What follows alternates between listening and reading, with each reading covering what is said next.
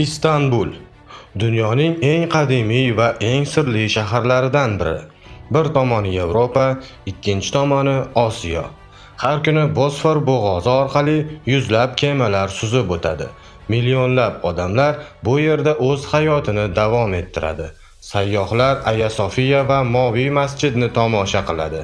Katta bozorda savdo qizg'in kechadi, restoranlar va kafelar tonggacha gavjum bo'ladi. Ammo bu shaharning hamma bilmaydigan yana bir qiyofasi bor. Yillar davomida gazeta sarlavhalarida, sud hujjatlarida va xalqaro tergovlarda tez-tez uchragan bir ibora mavjud edi. Turk mafiyasi. Bu nom ko'pchilikning tasavvurida yagona, ulkan va sirli tashkilotni gavdalantiradi. Ammo haqiqat biroz boshqacha. Aslida turk mafiyasi degan tushuncha yagona markazdan boshqarilgan tashkilotni emas, balki turli davrlarda Turkiyaning turli hududlarida faoliyat yuritgan uyushgan jinoiy guruhlarning umumiy nomini anglatadi. Bugun biz afsonalarni emas, tarixni o'rganamiz.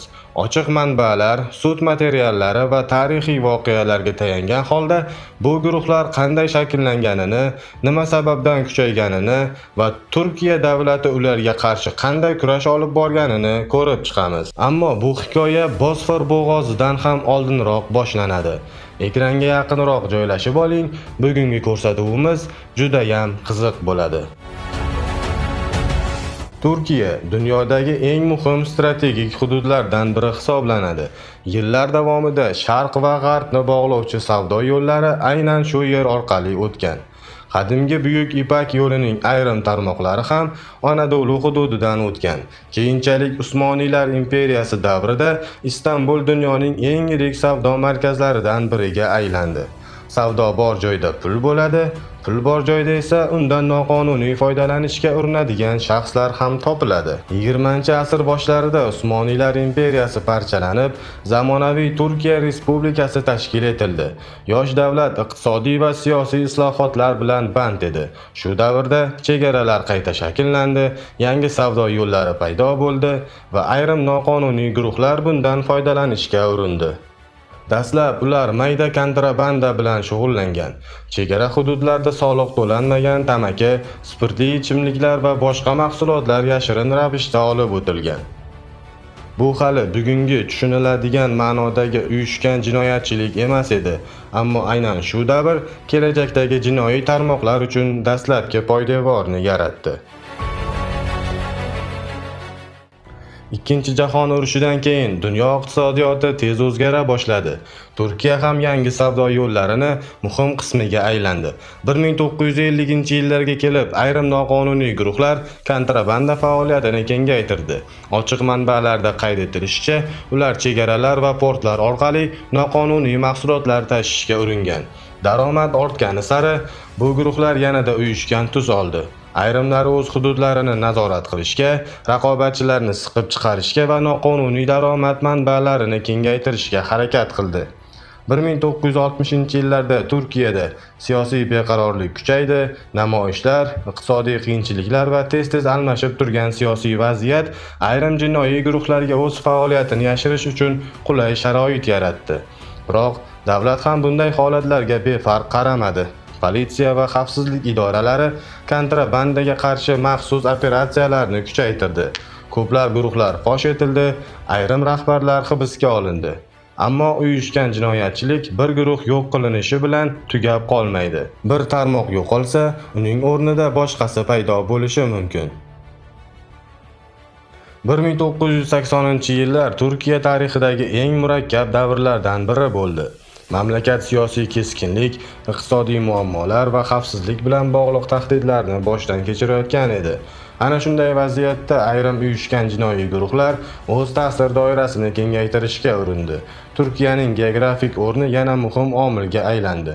Yevropa, Bolqon, Kavkaz va Yaqin Sharqni bog'lovchi yo'nalishlar xalqaro jinoyatchilik e'tiborini torta boshladi.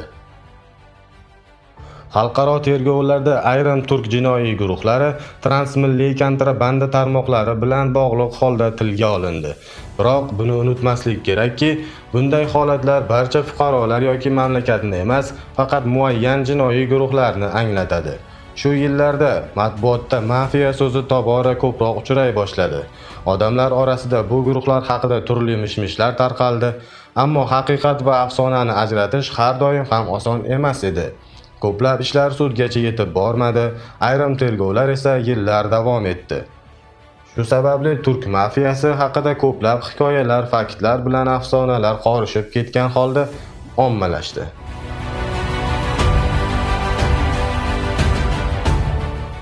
1990-yillarga kelib, ayrim shaxslar ommaviy axborot vositalarining doimiy e'tibor markaziga aylandi. Ulardan biri Alatin Chakkichi. Uning nomi turli jinoiy ayblovlar va sud jarayonlari sababli ko'p bora tilga olingan. Yana bir mashhur ism Sedat Peker. Dastlab uyushgan jinoyatchilik bilan bog'liq ayblovlar sabab jamoatchilikka tanilgan bu shaxs keyinchalik internet orqali e'lon qilgan videolari va siyosiy mazmundagi bayonotlari bilan xalqaro ommaviy axborot vositalarining ham diqqat markaziga tushdi. Ammo bu faqat ko'rinib turgan qism edi. Turkiyaning turli hududlarida o'zaro bog'liq yoki mutlaqo mustaqil faoliyat yuritgan ko'plab jinoiy guruhlar mavjud bo'lgan. Ularning faoliyati bo'yicha turli davrlarda ko'plab tergovlar olib borilgan va huquqni muhofaza qiluvchi organlar muntazam ravishda reydlar o'tkazgan. Shu tariqa turk mafiyasi degan ibora xalq orasida mashhur bo'lib ketdi. Ammo bu nom ortida aslida o'nlab turli tarixlar, yuzlab sud ishlari va minglab tergov hujjatlari yashiringan edi. Ammo bu voqealarning eng shov-shuvlisi hali oldinda edi. 1996-yilda sodir bo'lgan bitta avtomobil halokati butun Turkiyani larzaga soldi. Oddiy yo'l transport hodisasi sifatida boshlangan voqea keyinchalik mamlakat tarixidagi eng mashhur siyosiy jinoiy mojarolardan biri sifatida tilga olinadigan Susurluk mojarosining yuzaga chiqishiga sabab bo'ldi. 1996-yil 3-noyabr Turkiyaning Balıkesir viloyatidagi Susurluk shaharchasi yaqinidagi avtomagistralda qora rangli Mercedes-Benz yuqori tezlikda harakatlanayotgan edi. Bir necha soniyadan keyin avtomobil yuk mashinasi bilan to'qnashdi. Dastlab bu oddiy yo'l transport hodisasiga o'xshardi. Ammo voqea joyiga yetib kelgan tergovchilar mashinadan topilgan hujjatlar, qurollar va yo'lovchilarning shaxsini aniqlay boshlagach, mamlakatni larzaga soladigan savollar tug'ildi. Avtomobilda davlat amaldorlari bilan aloqador shaxslar, politsiya vakili va uyushgan jinoyatchilik bilan bog'liq ayblovlar bilan tanilgan shaxslarning birga bo'lgani jamoatchilik orasida katta shov-shuvga sabab bo'ldi. Shundan so'ng Susurluk mojarosi nomi butun Turkiyada mashhur bo'lib ketdi. Parlament komissiyalari tuzildi, tergovlar boshlandi va ommaviy axborot vositalari bu ishni oylar davomida yoritdi. Turli da'volar va taxminlar ilgari surilgan bo'lsa-da, ko'plab jihatlar hanuz tarixchilar va tahlilchilar tomonidan muhokama qilinadi. Bu voqea bir narsani aniq ko'rsatdi. Uyushgan jinoyatchilikka qarshi kurash nafaqat politsiya, balki sud tizimi, moliyaviy nazorat organlari va davlatning boshqa idoralarini ham o'z ichiga oladigan murakkab jarayondir. Oradan yillar o'tdi. 2000-yillarda Turkiya hukumati uyushgan jinoyatchilikka qarshi kurashni kuchaytirdi. Politsiyaning maxsus bo'linmalari tashkil etildi, moliyaviy jinoyatlarni aniqlash tizimlari takomillashtirildi va xalqaro hamkorlik kengaytirildi. Ko'plab operatsiyalar davomida noqonuniy qurol, qalbaki hujjatlar va katta miqdordagi noqonuniy mablag'lar musodara qilingani haqida rasmiy axborotlar e'lon qilindi.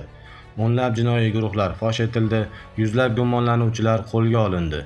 Ammo uyushgan jinoyatchilikka qarshi kurash hech qachon bir kunlik yoki bir yillik vazifa emas. Globalizatsiya davrida jinoiy tarmoqlar ham xalqaro tus olishi mumkin. Shu sababli Turkiya boshqa davlatlarning huquqni muhofaza qiluvchi organlari, jumladan Interpol va boshqa xalqaro hamkorlar bilan hamkorlikni kuchaytirib bordi. So'nggi yillarda ayrim mashhur shaxslarning internet orqali e'lon qilgan videolari va bayonotlari yanada jamoatchilik e'tiborini tortdi.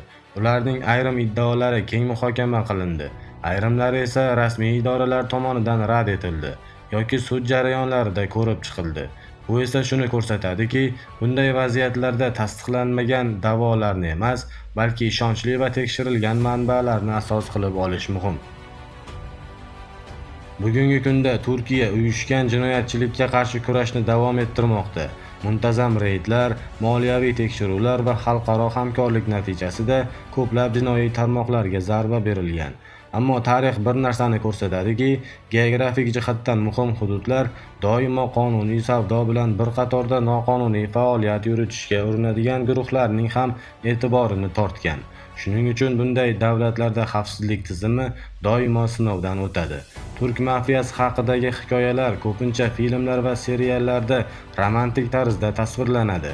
Asl hayot esa mutlaqo boshqacha. Uyushgan jinoyatchilik ortida zo'ravonlik, qo'rquv va noqonuniy daromad va eng muhimi, oddiy insonlarning hayotiga yetadigan zarar yotadi. Shu sababli bugungi ko'rsatuvimizning maqsadi jinoyat olamini ulug'lash emas, balki tarixda sodir etilgan voqealarni xolis va faktlarga tayangan holda yoritishdir. Agar sizga bu ko'rsatuv yoqqan bo'lsa, videoga like bosing, fikringizni izohlarda qoldiring va Signal 24 kanaliga obuna bo'ling. Keyingi sonlarda biz dunyoning boshqa mashhur uyushgan jinoiy tuzilmalari, maxfiy xizmatlar va tarixdagi eng sirli operatsiyalar haqida ham hujjatli ko'rsatuv tayyorlaymiz. Ko'rishguncha xayr.